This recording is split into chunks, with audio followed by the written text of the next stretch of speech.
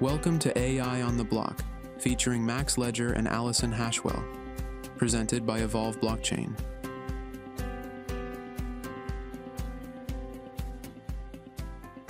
Welcome back to the Deep Dive. Thanks for joining us.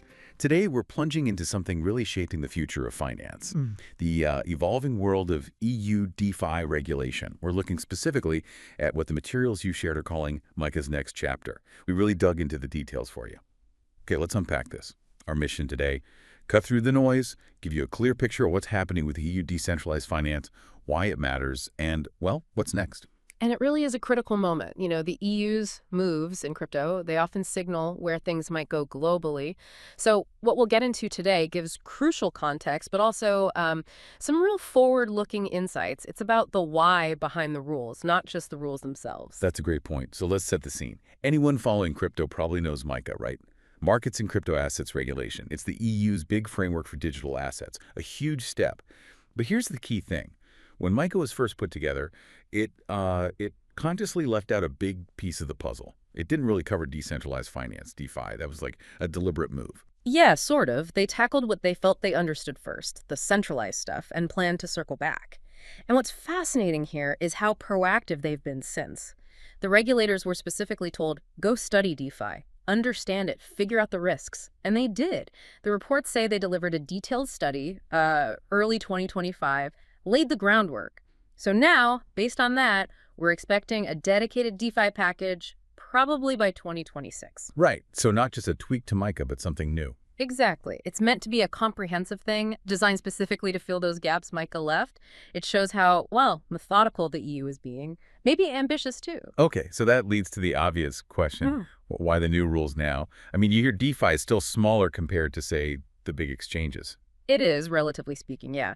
But size isn't the only factor. The analysis makes it really clear. Even if it's smaller, DeFi carries some very distinct and pretty significant risks. It's less about the total value locked and more about the inherent nature of these protocols, the potential weak spots. Okay, so what kind of risks are we actually talking about? Well, they're not just theoretical. We've seen them play out, unfortunately. The analysis points to a few key areas. Smart contract exploits, obviously. Bugs in the code that get triggered, leading to huge losses. Then you've got governance attacks, malicious actors trying to, take control or manipulate a protocol for their own gain. Scams, sadly, are always around in new markets. Price manipulation, too, the way liquidity works in some DeFi pools can make them vulnerable. And MEV, maximal extractable value. Right, MEV.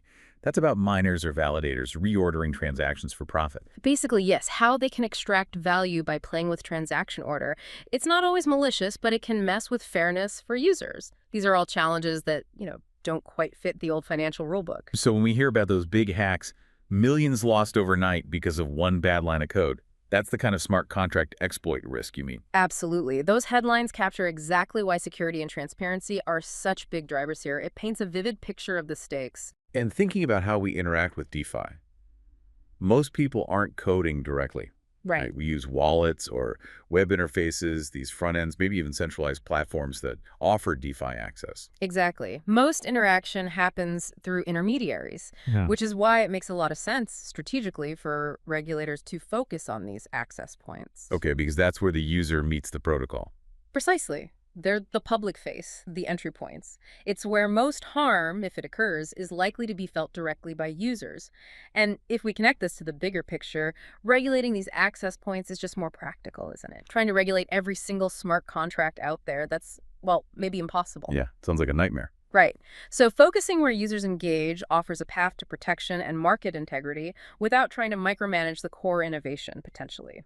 It addresses the interface between the real world, real capital, and the decentralized systems. Okay, right. That makes sense. So let's get into the core of it then. Here's where it gets really interesting. What are the likely pillars of this 2026 DeFi package? The materials you shared outline some key areas. Pillar 1 seems to be transparency. Sounds basic, but what does it mean in practice? What gets disclosed? Transparency is, yeah, totally foundational. You need it for trust, for risk management. The analysis suggests protocols will need to be much clearer about how they work internally. So disclosing governance structures, how are decisions made, who gets a vote, what are the change mechanisms. They'll need to detail admin key controls too. You know, those master keys that can change fundamental things or even shut a protocol down. The God mode keys. Kind of, yeah. Understanding who holds them and how they're used is vital. Also, tokenomics, how tokens work, distribution, value accrual, and then critically, dependencies, things like oracles, the data feeds. Right, feeding real-world data into the contracts. Exactly. And bridges, how assets move between chains. These are potential failure points. And maybe most importantly, have they been audited? By whom? What were the results? All this stuff is crucial for users to actually assess the risk they're taking. Oh, a lot to disclose there. Makes sense. Pillar 2 is security and resilience. What's the focus here?